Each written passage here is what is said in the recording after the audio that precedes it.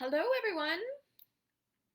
Hello, hello, hello, hello. As always, I am just going to give it a few seconds here to make sure that everything on my end is okay.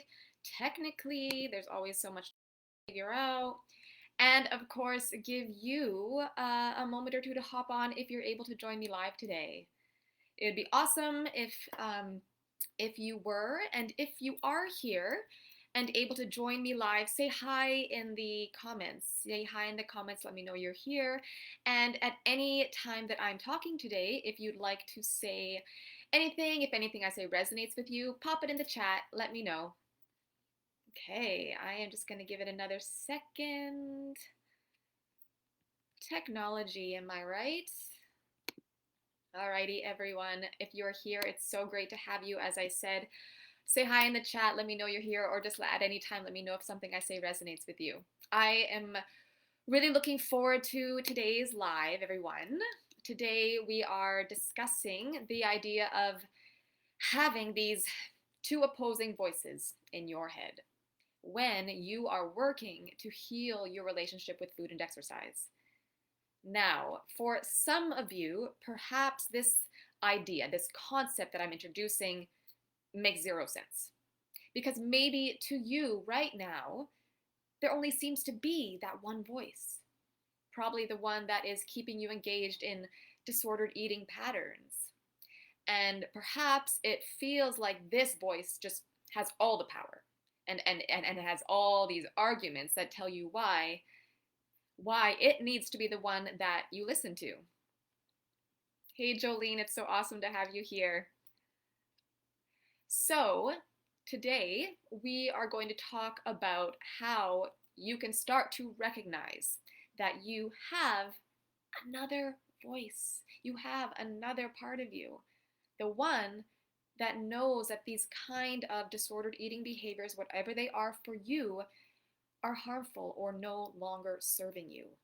And how we can begin to strengthen this part so that it can once again have a voice and let you make decisions based on your health and your values and the person and the life that you want to be and have. So, we are going to chat about what these two voices are, how you can begin to tell them apart, and then we'll talk about some steps you can take to strengthen this part of you that's going to help you move forward in your healing. So this is part of the work that I do with you one-on-one as an eating disorder recovery coach. I am trained through something called intuitive therapy, and so I'm excited to be able to give you some valuable tools to take away and to start using on your own today. However, I want to say that this work I'm introducing today is hard, okay? So I want you to right now put aside any expectation or guilt or pressure that may come up to be able to do this kind of work right now. It's not easy, especially on your own and especially at the beginning, because it's not easy to be able to hear, let alone speak from that part of you that wants to heal. Chances are that that disordered eating or critical voice in you is pretty darn loud. And like I said, maybe you can't even hear that other voice right now. So, as a coach, it is my job to hear that healthy part for you and to help you find ways to bring it out so that you can start to hear it too. So this is why in my coaching I specifically provide you with many examples of these kinds of healthy self-statements that we are going to talk about today. And then I work with you to be able to come up with these types of thoughts on your own. Another reason why it may feel hard to do this work at the beginning is because it's likely you may not believe the thoughts that are going to challenge your disordered eating voice right now. These healthy statements may feel really hard to say because they feel so foreign. They are impossible to believe, which is another reason why doing this kind of work with someone else, so a coach or a friend or a family member, can really be beneficial. So again, just to say, don't be hard on yourself if this work feels hard right now. This is exactly why recovery coaches like myself are here, because we often need a second person to help us navigate our thoughts and to do the work that is crucial to healing. I have also provided you with a handout today to actually summarize what we're talking about.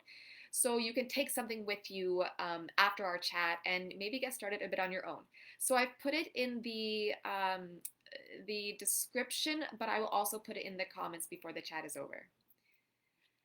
So what is this idea of our two selves? As I said, maybe to some of you, depending where you are at in your journey, this concept seems odd.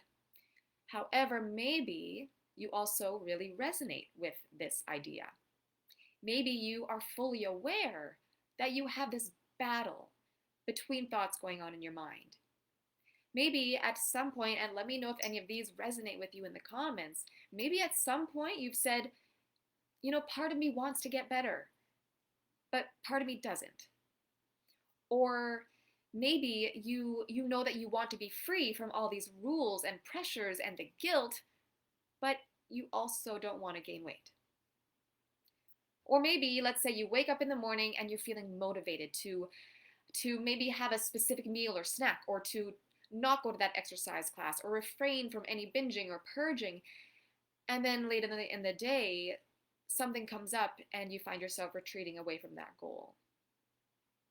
So these are all examples that show you these two sides are at play. On one side, you have this part of you that seems to want to engage in some form of harmful or disordered eating pattern, such as to exercise no matter what, or to go on a diet, or to skip a meal or snack. Some women I work with call this their inner critic. Some call it their disordered eating self or eating disorder self. Some even have a really cool or unique persona attached to it, which is something that we actually do together in my coaching and in my coaching program. So then you have this other part, the one that maybe actually wants to rest instead of exercise. The one that wants to be able to just eat whatever you crave. And the one that knows deep down that these behaviors are no longer serving you. So we call this your true self, your healthy self, your intuitive self, or maybe your wise self. It's that part of you that knows what you need. And it's that part of you that wants to be free. It's probably the part of you that got you here today, if you are with me watching, or the one that watches the replay, or the one that brought you to this Facebook group. This is your healthy voice. So now, how you perceive what you call these sides is entirely subjective and up to you.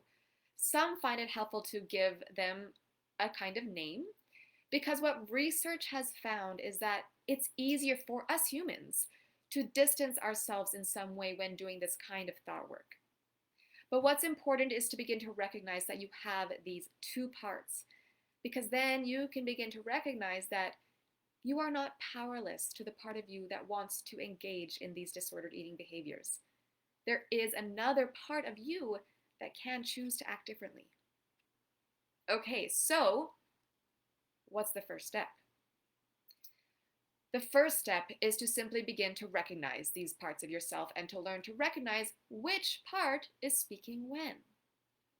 Many women I work with, many, will ask me, but how do I know if my thought is coming from my healthy self or my disordered eating self? You can let me know if that's ever a question that you've had too. And I know that question can feel very confusing, especially at the start. So some questions that you can begin to work with are, when you have a thought, ask yourself, how does this thought make me feel? Is it making me feel heavy? Is it making me feel anxious? Or does this thought make me feel lighter? You can see if there are any rule-based words attached or in that thought somewhere, such as have to, can't, must, should. Those are all strong indications that this thought is coming from your critical self. And lastly, you can ask, is this thought a thought that keeps me where I am? Or is this a thought that moves me closer to the values I want to have? So those are some ways to start to question which part of you is speaking when. So the next step number 2, is to ask, okay, so what does this critical or disordered eating part of me want? Why doesn't it want me to engage in these behaviors so relentlessly? Now, contrary to what is sometimes believed, the healing process is not about getting rid of that disordered eating part of you or that critical part of you.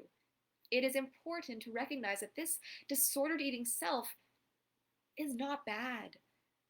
If you see this part of you as bad, then you won't be able to listen to its underlying message and what it is trying to tell you. Because this part of you plays an important role. Its job is to be this like alarm system that tells you when something in you doesn't feel right, or when something is off, or when you need to do something for yourself. However, right now, this role has become imbalanced. This part of you has taken the full spotlight and is no longer letting your healthy part have a say. So the work of healing is not about getting rid of this part, but rather to bring these two parts of you back into balance. Back into balance, right? Healing is about bringing these two parts of you back together into one whole integrated person.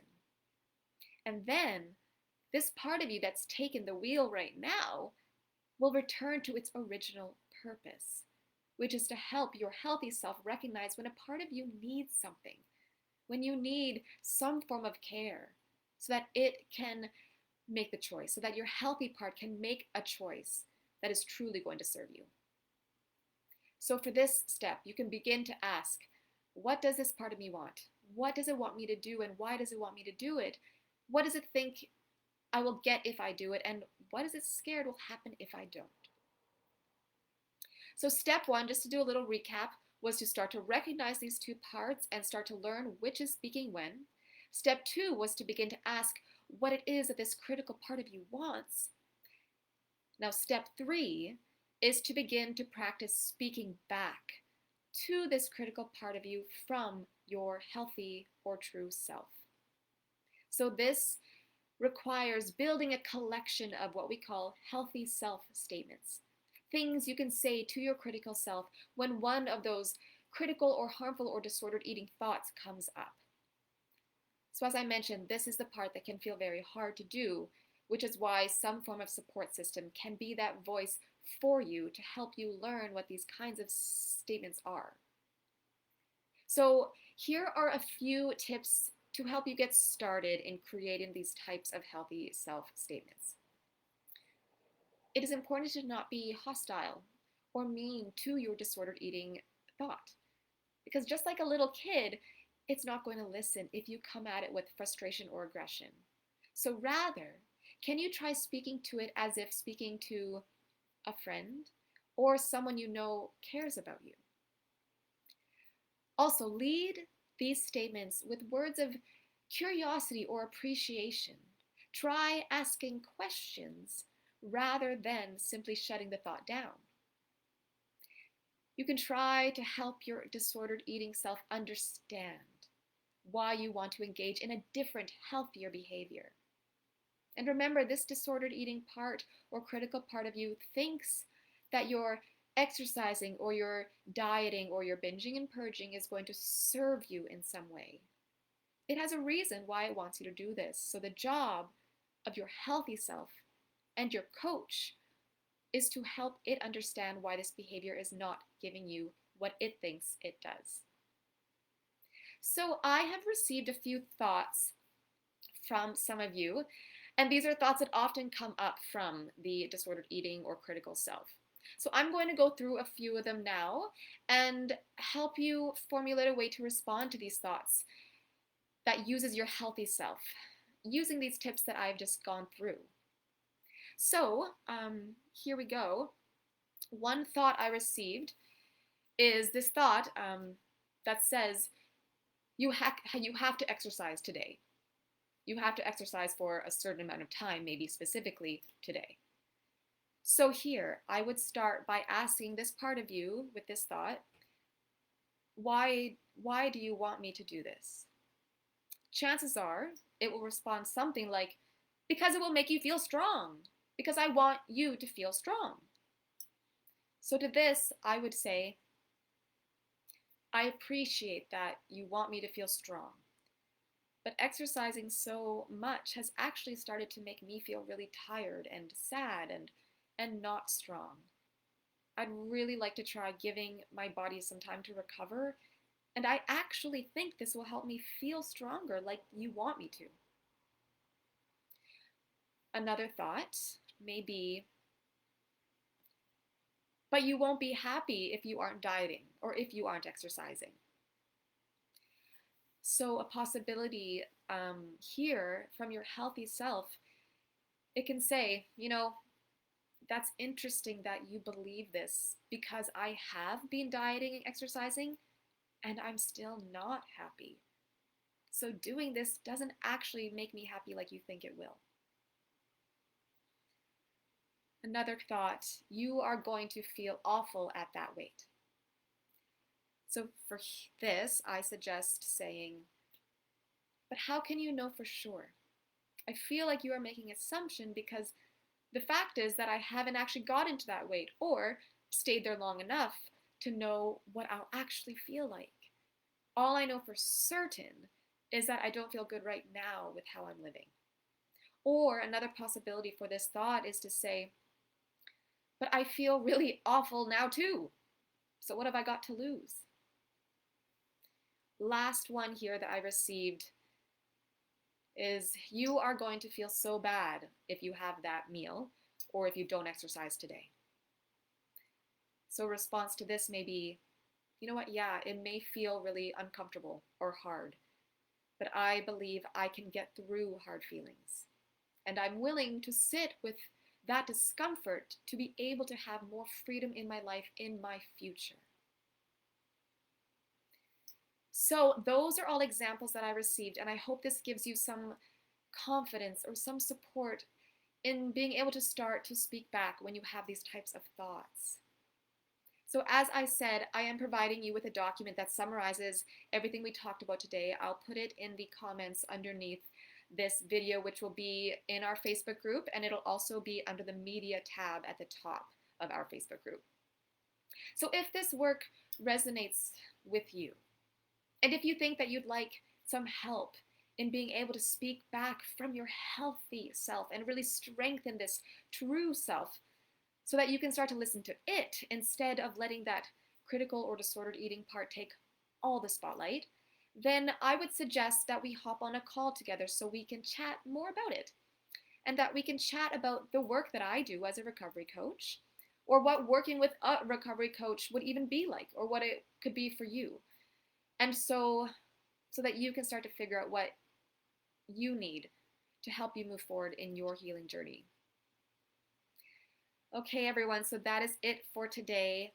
Check out the document. It's yours to keep, so it's yours to look back on anytime you need. And if you have any questions about today's topic or otherwise, never hesitate to send me a message through Facebook or an email. And I wish you all a really lovely weekend, and I hope you do something really kind for yourself this weekend, today, tomorrow. Okay, everyone, it's been lovely, and I'll talk to you soon, okay?